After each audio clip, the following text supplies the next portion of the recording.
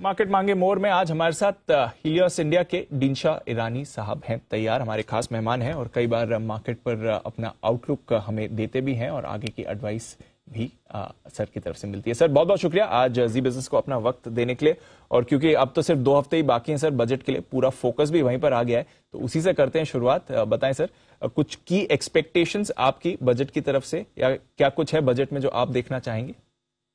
दीपांशु जी, धन्यवाद आपके शो पर आमंत्रित करने के लिए, और आपको और आपके दर्शकों को नए वर्ष की शुभकामनाएं। पहली बार आया हूं, आपको भी और हीलियोस की पूरी टीम को भी नए वर्ष की ढेरों शुभकामनाएं सर। आशा करते हैं उतना ही सक्सेसफुल रहे जितने पिछले बाकी सारे आपके रहे हैं सर।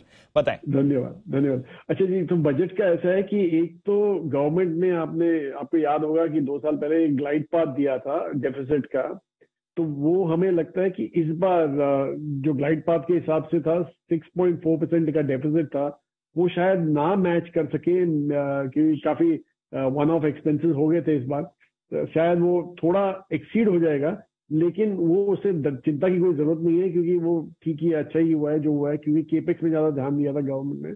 और अगले साल का जो ग्लाइड पाथ में आई थिंक जो था was around 5.8% कुछ था, 5.6 या 5.8 if I remember right।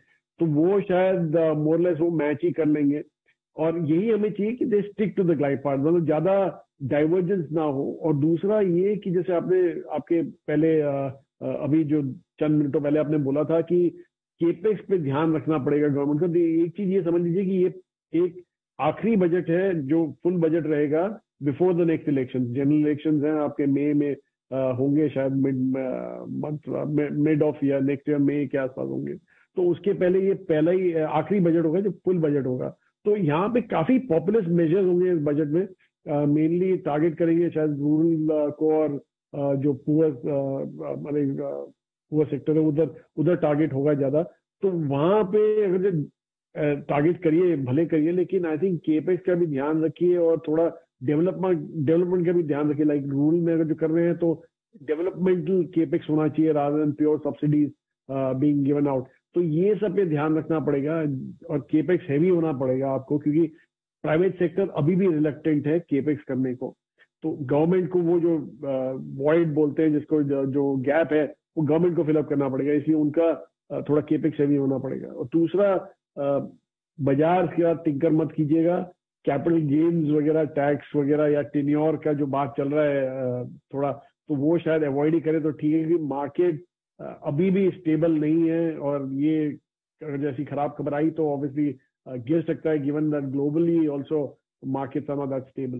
तो वो सब ध्यान रखना पड़ेगा, अदरवाइज हमें तो लग रहा है कि ठीक ही रहेगा बजट।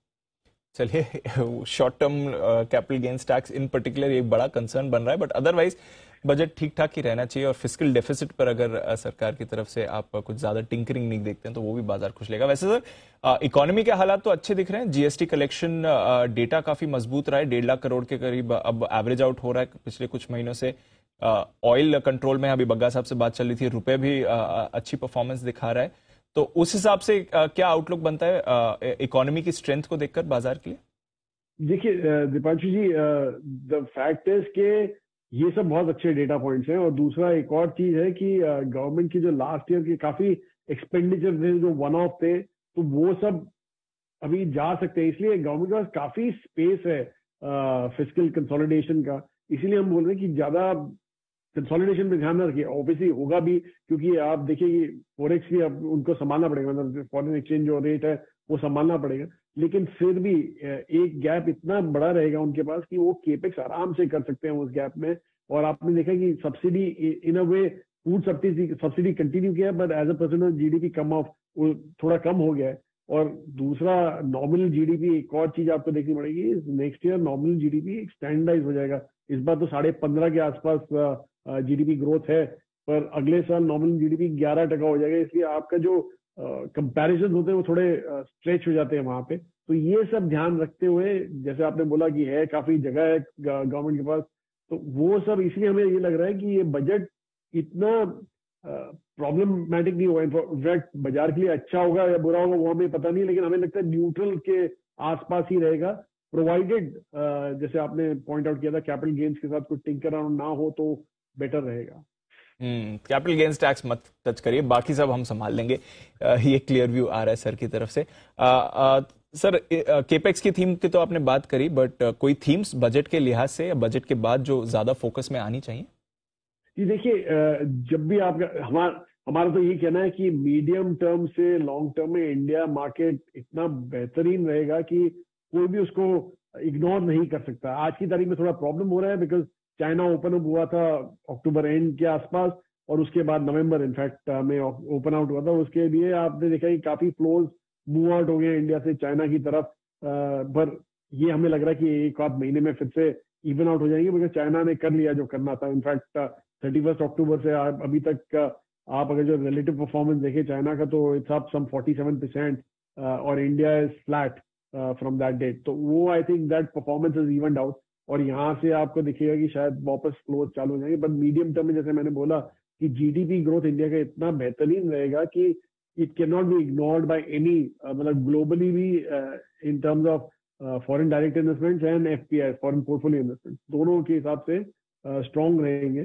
तो उसके चलते आप अगर जो देखें, जैसे हमें तो ये लग रहा है कि इंडिया अभी 5वीं रैंक में है in terms of GDP globally, पर बाय 2029 वो शायद तीसरे नंबर पे आ जाए। और अगर जो वो आप देखें ऐसा ग्रोथ अगर जो दिखते हैं किसी इकोनॉमी में, तो ऑब्वियसली जो कंज्यूमर फेसिंग फाइनेंस कंपनीज होती हैं, प्राइवेट बैंक्स होते हैं, इंडिया में normally consumer facing private banks ही हैं, public sector banks are more of capex driven place, तो वो सब बहुत ही अच्छा करते हैं। दूसरा, कंजम्पशन सेक्टर अच्छा करता है, और इंडिया में तो जैसे ही आपका पर कैपिटा इनकम बढ़ेगा तो आपको दिखेगा कि डिस्क्रिशनरी स्पेंड्स प्ले आउट होंगे। इसलिए आज की तारीख में हमें स्मॉल डिस्क्रिशनरी अच्छे लगते हैं, स्पेंड वाले अच्छे लगते हैं, और आगे चल के हमें बिग डिस्क्रिशनरी ऑल्सो अच्छे लगते हैं। पर दूसरा, अफोर्डेबल लग्जरी अच्छा लगता है। तो ये सब सेक्टर्स हैं जहाँ पे आपको ज्यादा ध्यान देना चाहिए। और एक चीज याद रखिए, मैं सिर्फ डोमेस्टिक फेसिंग सेक्टर्स की बात कर रहा हूँ आज की तारीख में, विच लुक वेरी गुड। चलिए, सेक्टर्स की तो बात समझ ली सर, बट एक जरा आउटलुक नतीजों के सीजन पर भी दें। शुरुआत तो ऑफ कोर्स आईटी ने करी है, अब तक कुछ ऐसे एक्स्ट्राऑर्डिनरी नंबर्स नहीं आए, बट ऐसे खराब भी नंबर्स नहीं आए। आईटी भी देख लीजिए, over the weekend HDFC bank, L&T finance के भी नंबर्स अच्छे थे, तो ज्यादा खराब भी नहीं है, ठीक ठाक नंबर्स आ रहे हैं। ऑफ कोर्स अभी तो शुरुआत ही हुई है। अर्निंग्स पर आपका क्या व्यू है?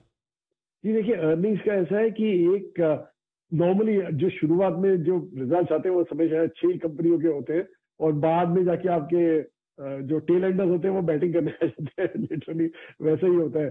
तो उसके हिसाब से शुरुआत के जो नंबर थे वो ठीक ही थे, अच्छे नहीं थे एक्चुअली। आप आईटी की बात करें तो डिसअपॉइंटमेंट एक तो टॉप लाइन में अभी नहीं आया है, लेकिन हमें ये लगता है कि आगे चल के टॉप लाइन ग्रोथ में थोड़ा डिसअपॉइंटमेंट आएगा।